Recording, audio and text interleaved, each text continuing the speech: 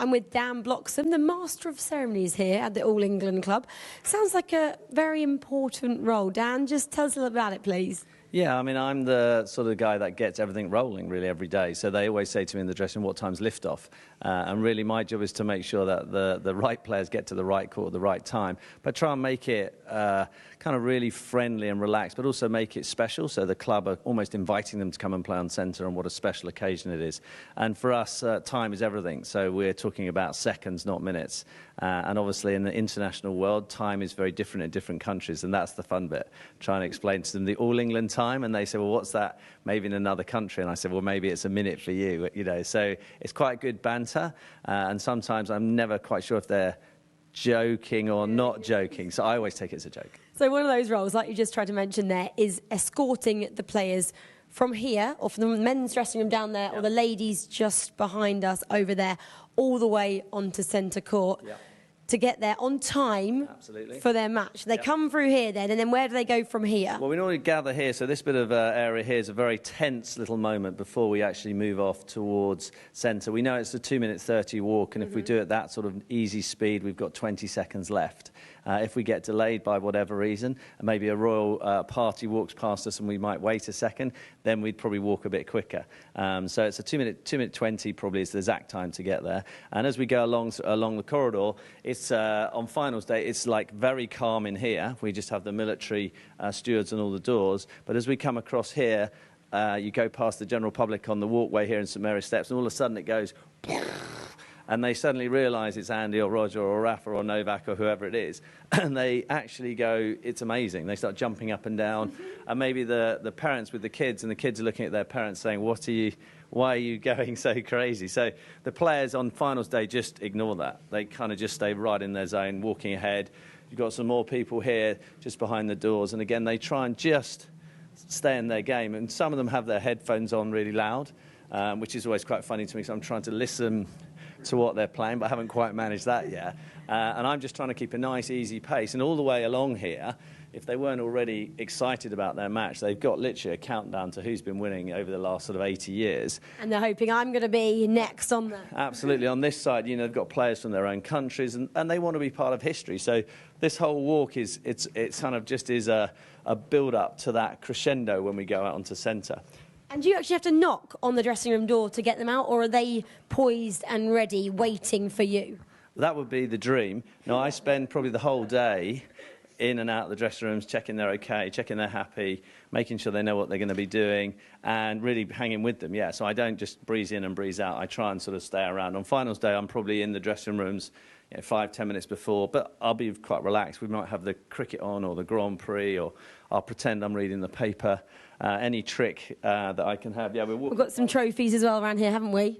Yeah, these are all the events and the sort of matches the club are involved in. And there's little landmarks that I know that I can hear as we walk across here. There's a slightly different sound on the floor, so I can gauge how far back the players are behind me. And this is plush carpet. If you can't see, it is plush carpet. I think it was Halep who said that actually it's like a hotel in here. It's like a 5-star hotel. And even when you come out on the ground as well, and you kind of don't notice that for people watching, do you? We only have plush carpet at Wimbledon, obviously.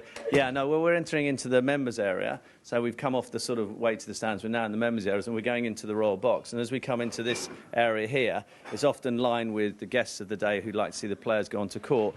But if you have the president of, say, Spain or something, they will say to whoever's going down in their own language. Sometimes I don't know what they've said, if it's Serbian or it's another language, but they would say good luck. I imagine that's what they're saying. And as we come down here, it gets very tense.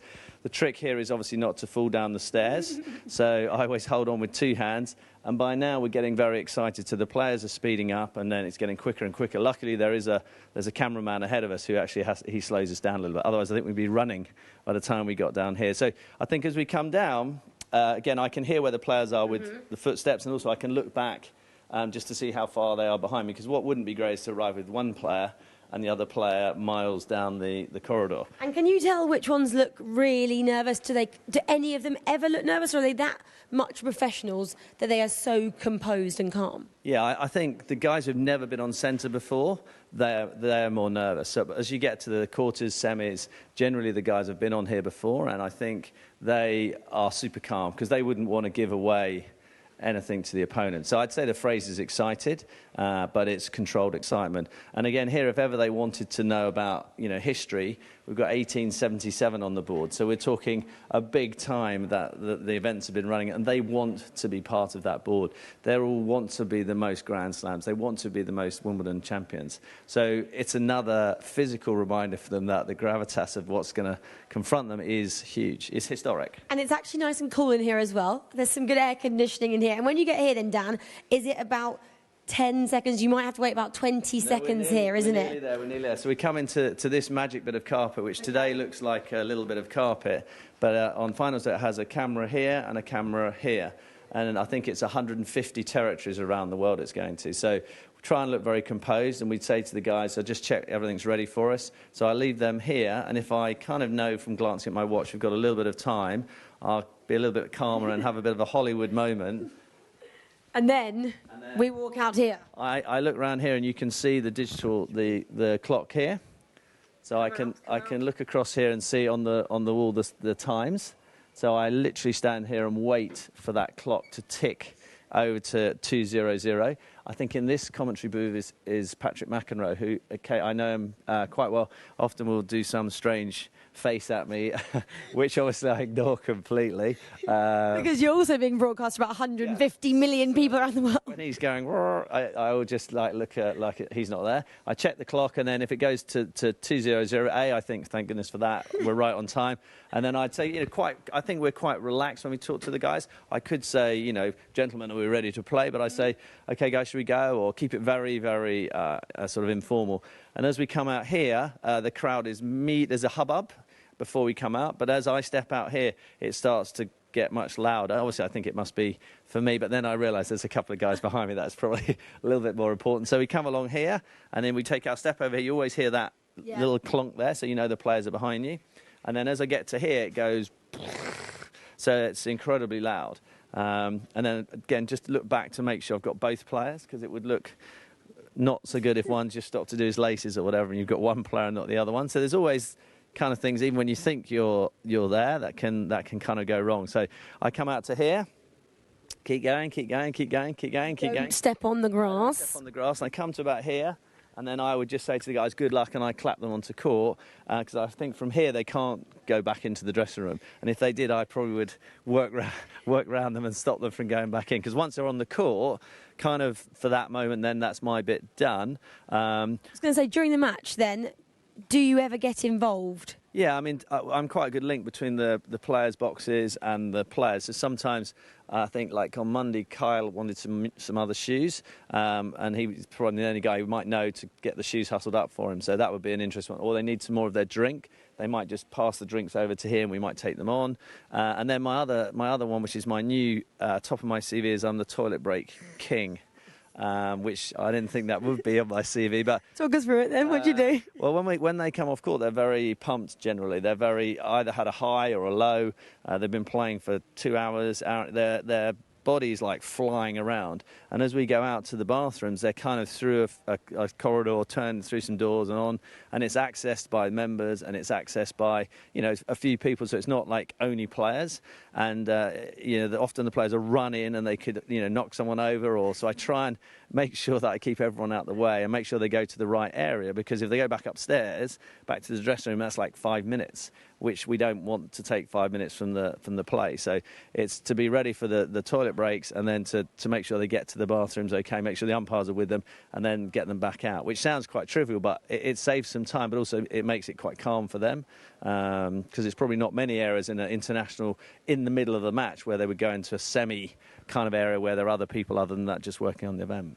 And last question, what would it mean to get Joe Conter and Andy Murray potentially in the finals, and for you to walk them out because you know them both personally? Do you think that would kind of put them at ease more as well, knowing that they have a friendly face?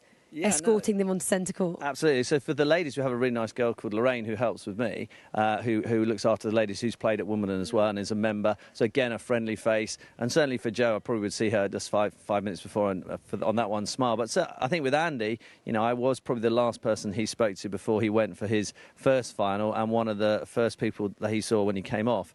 So it must help because they like familiar. They like to feel a routine. The routines they take to the dressing rooms and back here is the same each time. And when the guys actually win, I think, well, that's okay. I must be doing something right because actually they've won. But if they lose early on, I think, oh my goodness, did I ask them the wrong way, or did I say it too? You can actually end up, you could worry a lot, to be honest. So if you have a really big player lose first round, you think, was it my preparation that didn't help? And I don't think I've done anything different, but that's what we're trying to do. We're trying to perfect that simple thing to get from there to here, but make it as cool as possible. Well, thank you so much for showing us that champion's walk there out here on centre court. You do have an amazing job, and this guy is probably the most punctual man at Wimbledon.